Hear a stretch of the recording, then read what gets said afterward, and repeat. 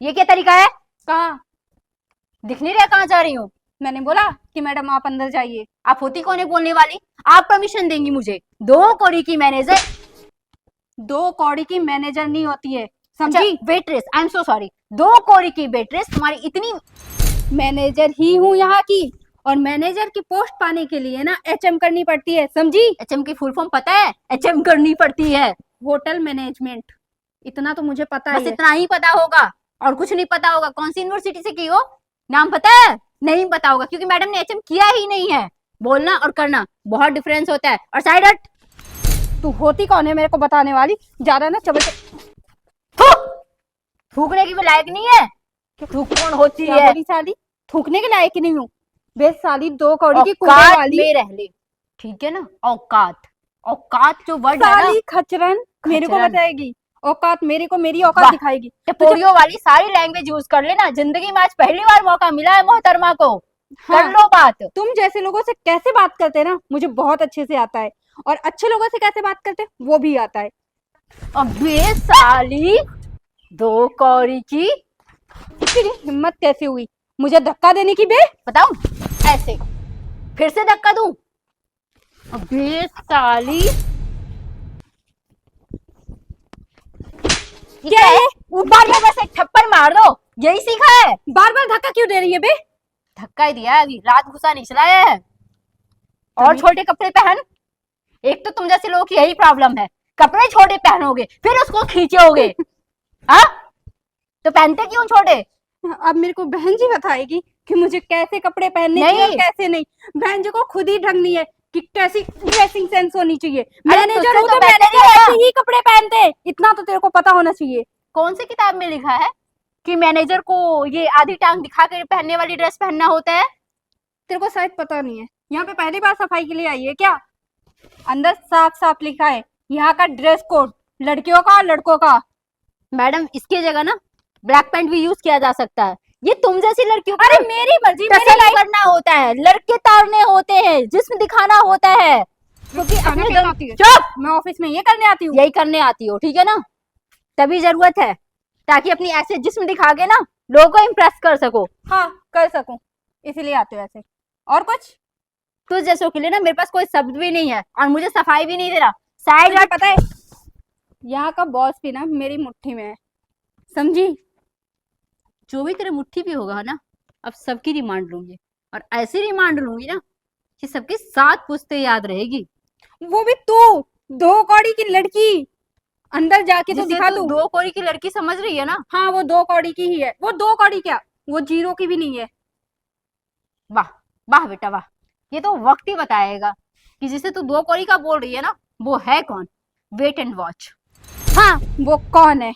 हमारे जितने ऑफिस के वॉशरूम है वो साफ करने वाली है ना। वो यही तो अब तेरी तू औकात है। करेगी, ठीक है ना? मैं करूंगी?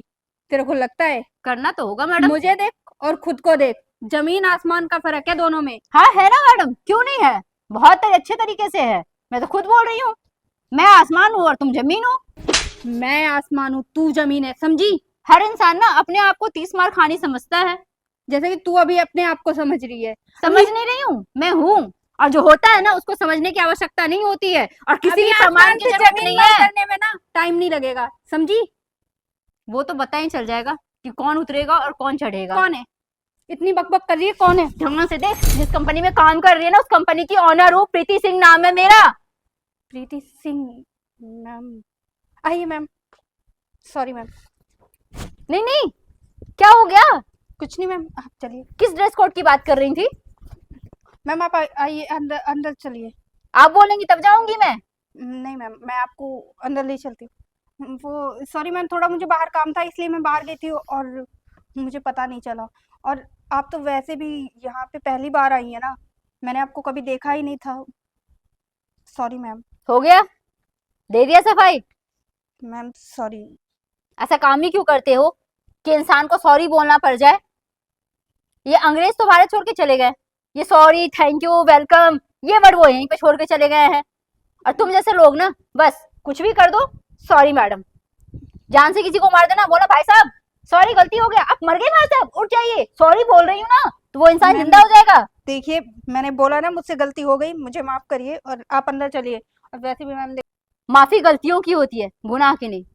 मैम और तुमने देखिए, गलती नहीं, गुनाह किया है, तुम्हें तो सजा मिलेगी, सजा। मैम देखिए सारे लोग देख रहे हैं आप। सबसे पहली बात तो ये सजा मिलेगी कि जिस ऑफिस पे तुम काम कर रही हो, जिस ऑफिस का नाज है ना, जो तुम लोगों ने घमंड पाल रखा है ना, जिसका ऑफिस है उसे घमंड नहीं है, और जो लोग यहाँ काम करते हैं वो तो अपने आप को ना जाने क्या समझते हैं।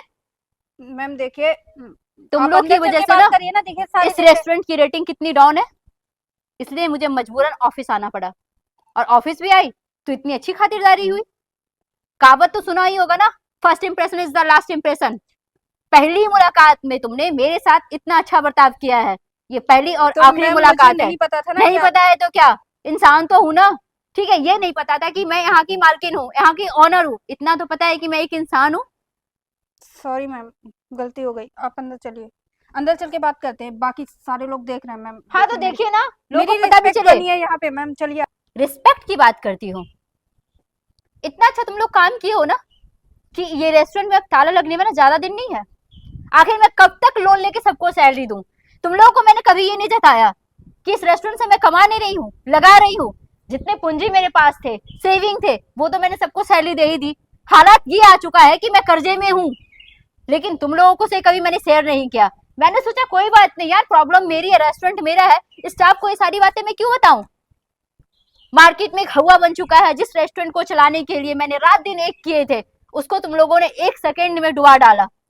सिर्फ हर स्टाफ को अपनी 25 तारीख आते ही सैलरी की टेंशन होती। हर एक बंदा मुझे पर्सनली मैसेज डालता है, मैडम सैलरी कब तक आएगी। किसी ने पूछा कि मैडम काम कैसा चल रहा है, आप लोगों को तो पता है ना कितने की सेल चल रही है। नहीं, कोई फर्क नहीं पड़ता है। और क्या बोल रहे हो, लोग देख रहे हैं। अरे तुम लोगों की वजह से तमाशा मैं बन गई हूँ। अच्छा खासा मेरा मार्केट में नाम था, एक पहचान था, लोग जानते थे। आज के टाइम पे ये हालात है कि जितने लोग काम कर रहे हैं ना, सिर्फ सब के सब मतलबी हैं।